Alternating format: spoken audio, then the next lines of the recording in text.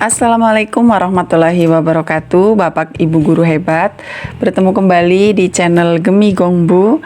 Bapak Ibu Guru Hebat, hari ini kita masih membahas LMS seputar sertifikat pendidik. Seperti yang kita ketahui Bapak Ibu, bahwa di LMS ini terdapat 3 modul, mulai dari prinsip pengajaran dan asesmen umum, pembelajaran sosial emosional, dan pengantar pendidikan anak berkebutuhan khusus. Dan di video kali ini Bapak Ibu, kita masih membahas di modul yang pertama, yaitu prinsip pengajaran dan asesmen umum. Langsung saja Bapak Ibu, untuk modul yang pertama ini dapat 4 topik yang harus kita selesaikan. Nah, di sini adalah topik-topiknya Bapak Ibu, dari menerapkan prinsip understanding by design pada pembelajaran sampai menerapkan pendekatan culturally responsive teaching pada pembelajaran.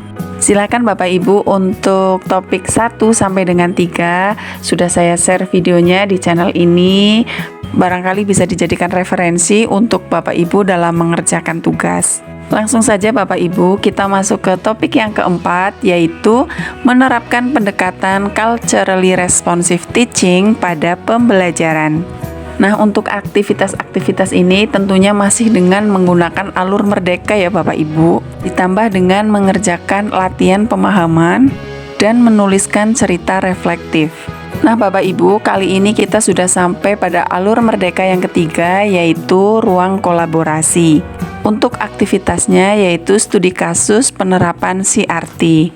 Baik Bapak Ibu, di sini untuk studi kasus penerapan CRT, Bapak Ibu guru diminta untuk mengajak teman sejawat atau kepala sekolah atau pengawas untuk melakukan studi kasus pada tautan berikut ini.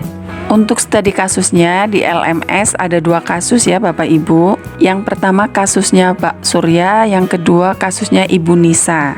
Nah Bapak Ibu, di sini ada tautan berikut ini. Silahkan diklik supaya Bapak Ibu mendapatkan form untuk mengerjakan tugas. Setelah kita klik, maka akan diarahkan untuk kita download dalam bentuk PDF. Jangan lupa Bapak Ibu, untuk judul aktivitasnya di copy. Kemudian kita masuk ke hasil downloadan. Nah ini hasil downloadannya. Kemudian Bapak Ibu mempastekan judul tadi ke dalam hasil downloadan berikut, ditambah dengan tertulis modul 1 topik 4, untuk memudahkan kita mempelajari materi pada studi kasus kali ini. Baik Bapak Ibu, langsung saja seperti ini penampilannya setelah kita merubah dari PDF menjadi Word, sehingga kita bisa mengisi pada form yang telah disediakan. Langsung saja Bapak Ibu, kita ke penyelesaiannya. Sebagai referensi telah kami siapkan jawaban yang bisa dijadikan referensi oleh Bapak Ibu dalam mengisi tugas kali ini. Terkait kasus yang pertama adalah Pak Surya, seorang guru matematika. Pekan ini Pak Surya akan menyampaikan materi mengenai perkalian. Sekolah Pak Surya berlokasi dekat dengan pasar dan sebagian besar dari orang tua peserta didik merupakan pedagang. Bagaimana kegiatan pembelajaran yang sebaiknya dirancang oleh Pak Surya dengan menerapkan pendekatan CRT? Referensi jawaban yang pertama adalah Bapak Ibu, yang pertama memahami konteks siswa. Latar belakangnya, siswa memiliki pengalaman sehari-hari terkait dengan pasar, seperti menghitung keuntungan, kerugian, menimbang barang, dan memberikan kembalian. Dan yang kedua, minat dan kebutuhan siswa yang mungkin tertarik pada konsep matematika yang berkaitan dengan bisnis, uang, dan transaksi jual-beli. Yang selanjutnya adalah tujuan pembelajaran, ada 3 Bapak Ibu. Yang pertama, siswa dapat memahami konsep perkalian dalam konteks nyata. Yang kedua, siswa dapat menerapkan perkalian dalam menyelesaikan masalah sehari-hari yang berkaitan dengan perdagangan. Dan yang ketiga, siswa dapat mengembangkan sikap positif terhadap matematika. Kemudian yang selanjutnya Bapak Ibu, untuk kegiatan pembelajaran yang pertama adalah pembukaan. Ajak siswa berdiskusi dengan menyampaikan pertanyaan Siapa di antara kalian yang pernah membantu orang tua berjualan di pasar? Apa saja yang kalian lakukan? Kemudian menghubungkan dengan materi. Misalnya dapat diberikan pertanyaan, kalian pasti sering menghitung jumlah barang yang dijual, bukan? Nah, hari ini kita akan belajar tentang perkalian yang sangat berguna dalam menghitung banyak barang. Itu untuk kegiatan pembukaan Bapak Ibu. Kemudian yang selanjutnya adalah kegiatan inti. Kegiatan inti yang pertama adalah permainan toko. Yang pertama, bagi siswa menjadi beberapa kelompok kecil. Selanjutnya, setiap kelompok menjadi sebuah toko dengan berbagai macam barang, bisa menggunakan benda-benda di sekitar kelas atau gambar. Yang ketiga, setiap kelompok membuat daftar harga barang. Kemudian, yang selanjutnya siswa bergantian menjadi pembeli dan penjual. Dan guru memberikan soal cerita yang berkaitan dengan pembelian barang dalam jumlah banyak. Misalnya, Budi membeli 5 buah apel dengan harga Rp2.000 per buah. Berapa total harga yang harus dibayar Budi? Nah, kita dapat memanfaatkan benda-benda yang ada di sekitar kita ya Bapak Ibu. Selanjutnya, siswa menyelesaikan soal dengan cara berhitung dan mencatat hasilnya. Nah, kira-kira seperti itu Bapak Ibu untuk kegiatan inti. Kemudian yang selanjutnya adalah untuk proyek mini Bapak Ibu. Siswa diminta untuk membuat laporan sederhana tentang salah satu produk yang dijual di pasar. Dalam laporan tersebut, siswa harus menghitung total pendapatan jika jumlah tersebut terjual dalam jumlah tertentu. Nah, yang selanjutnya adalah diskusi kelompok. Guru memberikan beberapa soal cerita yang berkaitan dengan situasi jual beli di pasar. Siswa berdiskusi dalam kelompok untuk menyelesaikan soal tersebut. Intinya Bapak Ibu, kita tetap harus menggunakan pembelajaran yang berpusat pada peserta didik. Kurang lebih seperti itu Bapak Ibu untuk kegiatan inti. Selanjutnya kita ke kegiatan penutup. Sebagai penutup, Bapak Ibu bisa melakukan refleksi dengan meminta siswa untuk berbagi pengalaman mereka selama kegiatan pembelajaran. Dan terakhir, kesimpulan atau menyampaikan kembali pentingnya perkalian dalam kehidupan sehari-hari, terutama bagi anak pedagang. Selanjutnya Bapak Ibu, untuk contoh kasus yang kedua, Ibu Nisa adalah guru bahasa Sunda. Ibu Nisa menemukan bahwa peserta didiknya berasal dari berbagai suku dan hanya sebagian kecil yang merupakan suku Sunda.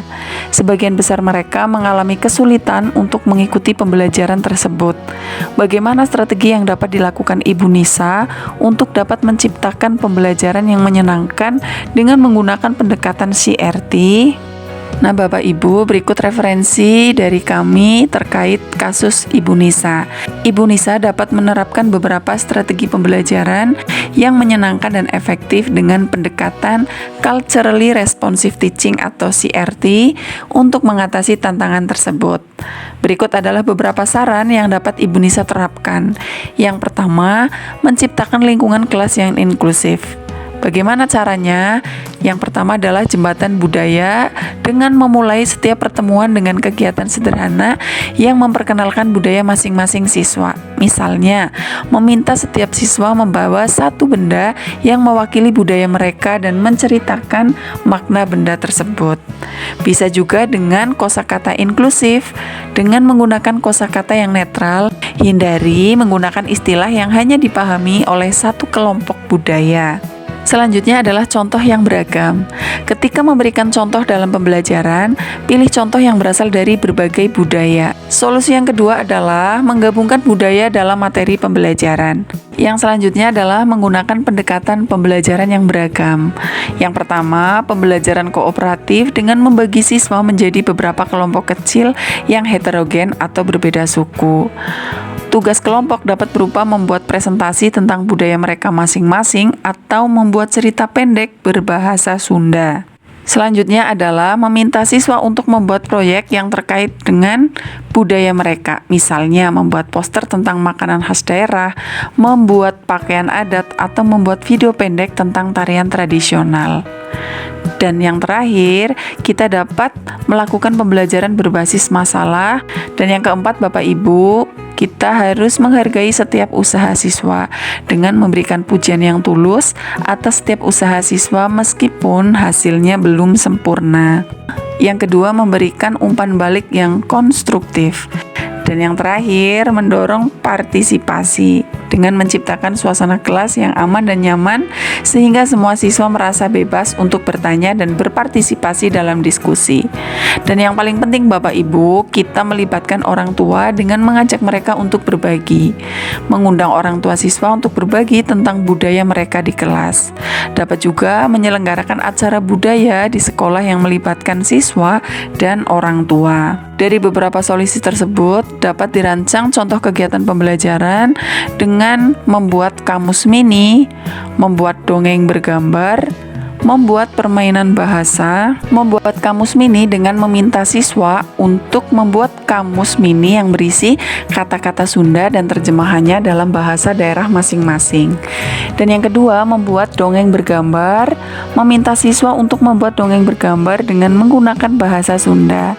Dongeng tersebut dapat diadaptasi dari kisah rakyat atau cerita asli ciptaan siswa. Dan yang terakhir, siswa membuat permainan bahasa Sunda seperti tebak kata atau sambung kata. Demikian Bapak Ibu referensi tugas dari kami modul 1 topik 4 studi kasus penerapan CRT. Semoga dapat membantu Bapak Ibu untuk menyelesaikan tugas kali ini. Tetap semangat Bapak Ibu, jaga kesehatan dan semoga lulus sertifikasi di tahun ini. Terima kasih. Wassalamualaikum warahmatullahi wabarakatuh.